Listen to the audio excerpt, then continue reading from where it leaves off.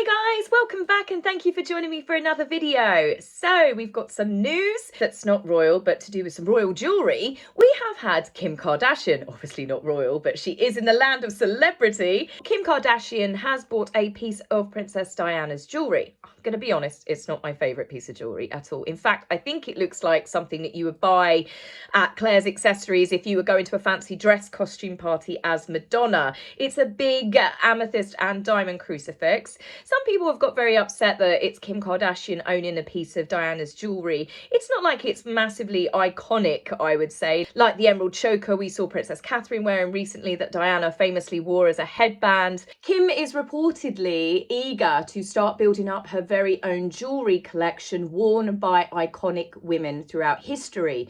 I just wish that she had actually stuck to pieces of jewellery and had never been allowed to wear the Marilyn Monroe dress. But it's a bit of snobbery, I think. At the end of the day, Kim Kardashian, whether you like her, whether you don't like her, she has paid hundreds of thousands of pounds for this piece of jewellery. So I look forward to seeing it on her, possibly the way the Met Gala is going. It will possibly be the only thing that Kim Kardashian is wearing to protect her modesty at the next Anna Wintour big extravaganza. Nothing surprises me these days with the level of, or rather the lack of clothing that celebrities choose to wear, or as it is, not to wear when they go to these events. It won't be before long before they're literally just a pair of stilettos and completely nude. No, it's not empowering women. You just literally like getting your bits out for show.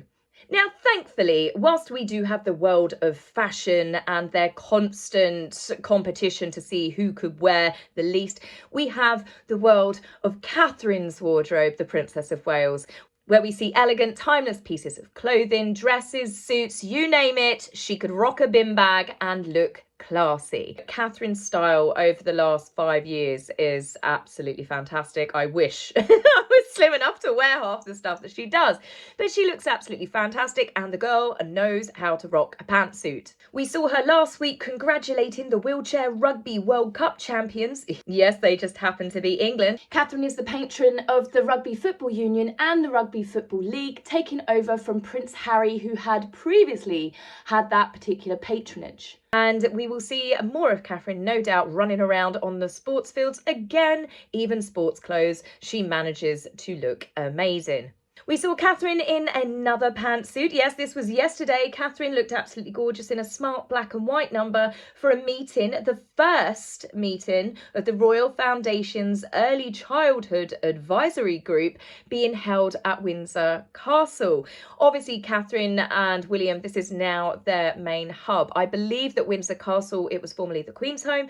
I believe it will eventually end up Princess Catherine and Prince William's home. But Catherine has said that obviously they only recently moved to Adelaide Cottage and then the children have changed schools and she doesn't want to upheave them again. The cottage is modest in comparison to Windsor Castle as well, but what a beautiful backdrop for meetings to be held there. Believe it or not, I'm yet to do tours inside royal residences. It's something that is on my bucket list this year, but I can just imagine the architecture in some of those places and just the history of it. Really, it's going to be mind-blowing. So obviously I will be taking photos and video footage and I will be sharing that as we go. Then we also had another outing, a joint outing from Prince William and Princess Catherine. They were visiting Windsor Food Share, which is a food bank charity, which obviously helps with donations to give out to people that are struggling to feed their families.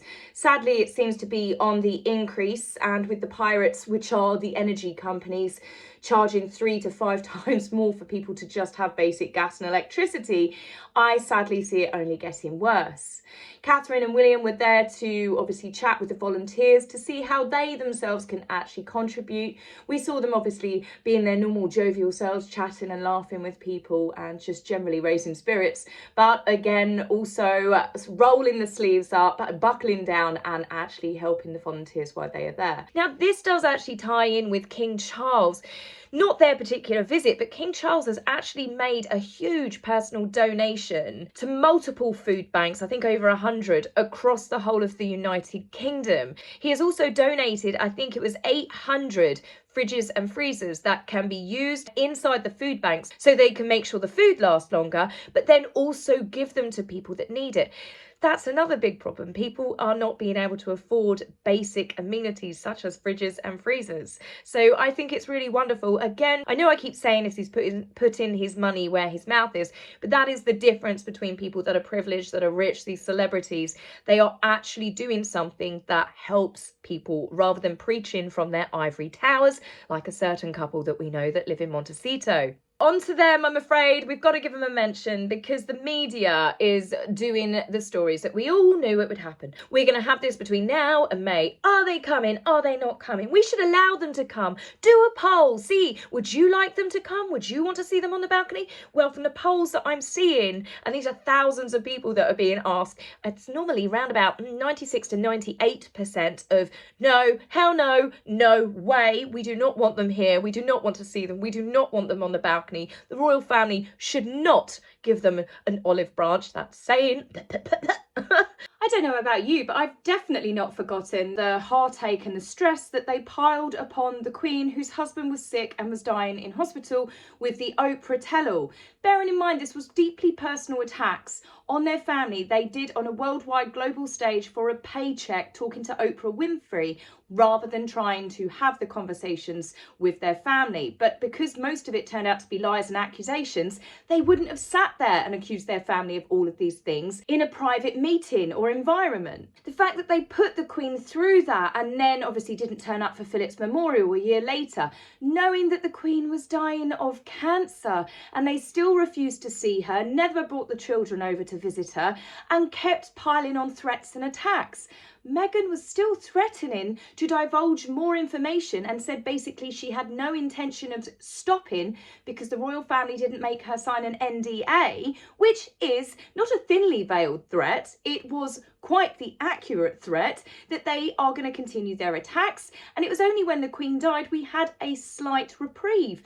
And obviously knowing that they filmed Netflix, knowing that the Queen was sick and they have attacked her legacy, you know, the public are not going to forgive them for this. The royal family have a right to forgive their family. It's their family. It's up to them. But to expect the UK public, who very much loved and admired our Queen, I don't think that we are going to be as forgiving. Why should they? It was only merely weeks ago that we found out, according to Harry, that he tried to kill his father, assassinate him, using a military aircraft for some unknown reason because he had to go back to work. He said that Catherine and William didn't marry for love, and William was basically drunk and stank on the morning of his wedding. He's accused Camilla of being the dangerous villain that conned her way into the royal family to get the crown. I think con their way into the royal family, that's possibly a bit more close to Harry's home.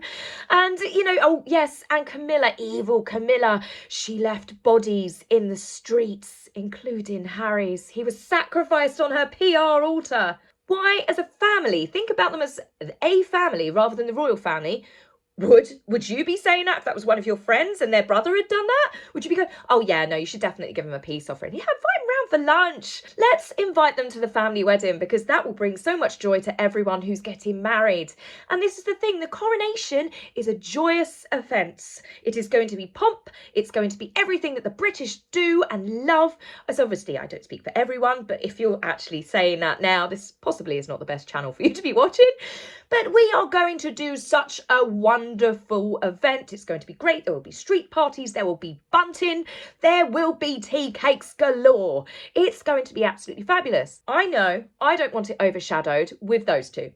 I don't care what Meghan's wearing. I don't care that she's posing at a window or winding down a car window to get her shot in the papers. I don't want to see body language experts, apart from Jesus Enrique Rosas, who we love. You know, I don't want to see anyone's analysis of, oh, what did Harry say? What did Meghan say? Oh, did William just move away? Did he touch? You know, it's going to be too much. They already overshadowed the Jubilee with their brief visit. And if they think they were booed then, they are going to be booed a lot more now. And again, we don't want the King's coronation to be remembered the moment when the public jeered and booed. That will be what the American liberal lovies run with. Oh, racism in the UK again. Harry and Meghan have already damaged the UK's reputation across Commonwealth countries. People that aren't aware of the fact that Harry and Meghan are lying through their back teeth, or the fact that Harry has completely rolled back his accusations of the royal family. They caused so many problems to do with false allegations of racism that the Caribbean tour that Catherine and William did was overshadowed because of the fallout of their, as it proves to have been, lies on Oprah. So no, taxpayers do not want to see them at this event. Obviously, people that aren't bothered about the event don't care either way. But for those of us that do care, that do like our monarchy, that do want to have a fantastic time, we want to see Charles, we want to see Catherine, we want to see William, we want to see Princess Anne, we want to see the Cambridge children or the Waleses children. We want to see the royal family members that we love. I'm happy to see Princess Eugenie, Princess Beatrice. I am happy to see all of them. Andrew, no, I think that he should, unfortunately, he should be in the back room. So no Andrew on a balcony. But I want to see the rest of them. I want to see them. They are a close-knit, loving family. The Queen's funeral showed that. All of the, events that the royal family have attended together, they are a lovely family. And Harry and Meghan are this dark storm cloud, and we don't want it over the coronation. However, there is one thing that has come up that has made me think, well, maybe there could be a job for Harry at the coronation after all.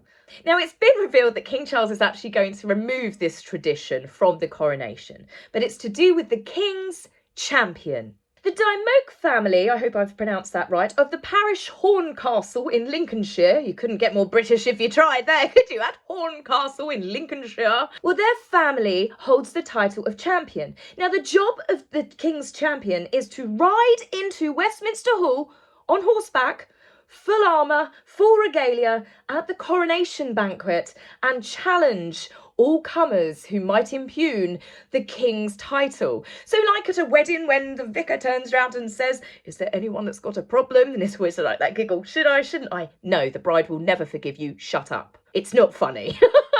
But yeah, so this knight comes in, basically, the King's champion rides in and he's going to defend the King's honour if anyone says, I contest this. Obviously, it doesn't happen. It is basically theatrical.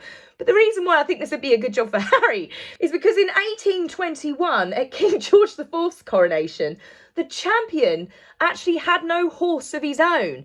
So he had to borrow a horse.